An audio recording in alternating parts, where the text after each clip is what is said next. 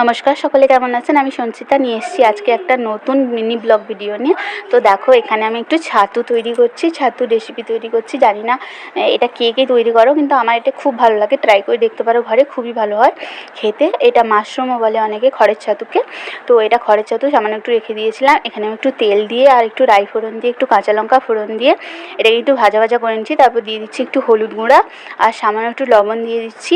আর লবণটা স্কিপ করে গেছি, দেখাতে ভুলে গেছি। তো এখানে আমি দিয়ে দিলাম রাই বাটা জল, সামান্য লাগছে কারণ একার মতো খুঁজছি, তাই জন্য অল্প লাগছে। এই আমসিটা দিয়ে দিলাম।